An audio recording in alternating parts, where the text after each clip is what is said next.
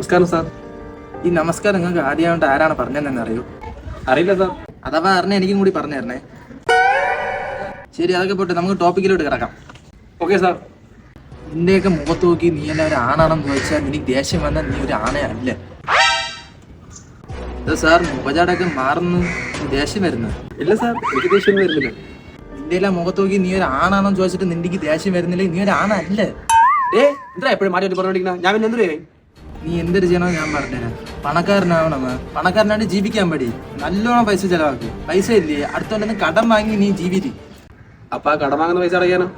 വേറെ ഒരുത്തന്നെ കടം വാങ്ങണം, അതടയ്ക്കാൻ ഇനി അടുത്തൊരുത്തന്നെ കടം വാങ്ങണം. ഇങ്ങനെ കടം വാങ്ങിയിരുന്ന അവസാനം ഇവിടെ കടക്കാരനായിട്ടിരിക്കും. എപ്പൊ പണക്കാരനാപോയി? എന്തിനും ബ്രോ എല്ലാരും പണക്കാരാവണം എന്ന് ആഗ്രഹിക്കുന്നത്? എല്ലാരും കടക്കാരാവട്ടെ. അപ്പൊ തന്നെ ആർക്ക് പൈസ ആരെല്ലാം വാങ്ങണം എന്നറിയാതെ മൊത്തം പൈസയും തീരും. തീരുമേ? നിങ്ങൾ നല്ലോണം ഒന്ന് ശ്രദ്ധിച്ചു നോക്കിയാണ്. എന്റെ ഷർട്ടിൽ പോക്കറ്റ് ഇല്ല. അതിനിപ്പോ എന്ത്? അതിനിപ്പോ എന്ത്? പോക്കറ്റ് വെച്ച് കാരണം എനിക്ക് ശീലം. ഞാൻ പോക്കറ്റ് ഇല്ലാതെ മൊബൈൽ എടുത്തിട്ട് തറയിൽ വീണ് ഡിസ്പ്ലേ പൊട്ടി. കടയിൽ കൊണ്ട് കൊടുത്തപ്പോ അവർ എത്ര രൂപ ചോദിച്ചെന്നറിയാമോ? ഒരു 2500 രൂപ ചോദിച്ചോളൂ. എന്തോ ഒരു ആലോചന. കറക്റ്റായിട്ട് പറഞ്ഞു ബ്രോ. കുറച്ചേരം ഇതിട്ട് ഓട്ടിക്കാന്നാണ് വിചാരിച്ചിരുന്നത്. ശരി, അതൊരു നമ്മളെ നാട്ടിലെ ഗവൺമെന്റ് ഏത് നിലയിലാണ് ഇരിക്കണെന്ന് അറിയൂ? അറിയത്തില്ല. അപ്പൊ അറിഞ്ഞ എന്റെ അടുത്തും കൂടി പറയണേ. ശരി, 2026 ആര് ജയിക്കുന്നെങ്കിലും അറിയാമോ? അറിഞ്ഞൂടാ. അറിഞ്ഞോണ്ട് നിന്നോടൊന്ന് പറയണമേ. അത് എനിക്കറിയാം, അർജന്റീന തന്നെ ജയിക്കും. റൊണാൾഡോനെ കളിക്കാൻ വിടുമെന്ന് അറിഞ്ഞൂടാ. അവർക്ക് നാട്ടിൽ വേറെ ഒരു ചർച്ച നടക്കണം. എന്തോല്ലാ പറയണ? മുത്തത്തിട്ട് വട്ടാവണ്ട. സിനിമനെ കുറിച്ച് പറയണ, ഇലക്ഷനെ കുറിച്ച് പറയണ, രാജ്യത്തിനെ കുറിച്ച് പറയണ, അതിനെ കുറിച്ച് പറയണ, ഒന്നും മനസ്സിലാവുള്ളൂ. ഈ എലോൺ മസ്കിന് പോലും ആകാറുണ്ട്. നിനക്ക് എങ്ങനെ അറിയാം?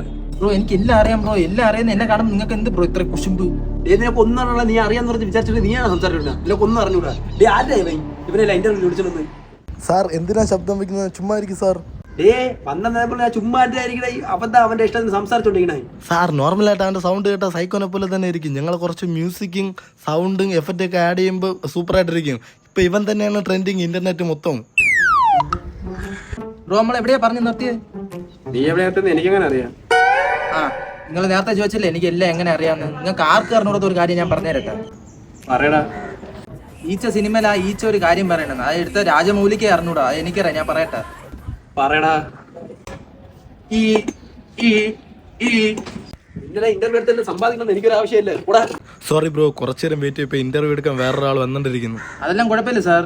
എനിക്ക് എതിരെ ഒരാളെ നിൽക്കണമെങ്കിൽ ഞാൻ സംസാരിച്ചോളാം. നിങ്ങൾ കട്ട് ചെയ്ത് കയറ്റിയാൽ മതി ബ്രോ. അതായത് ഈ ഭൂമി ഉരുണ്ടതെന്ന് എങ്ങനെയെന്ന് നിങ്ങൾക്ക് അറിയൂ? അറിയുമ്പോ എനിക്കും കൂടി ഒന്ന് പറഞ്ഞു തരണേ.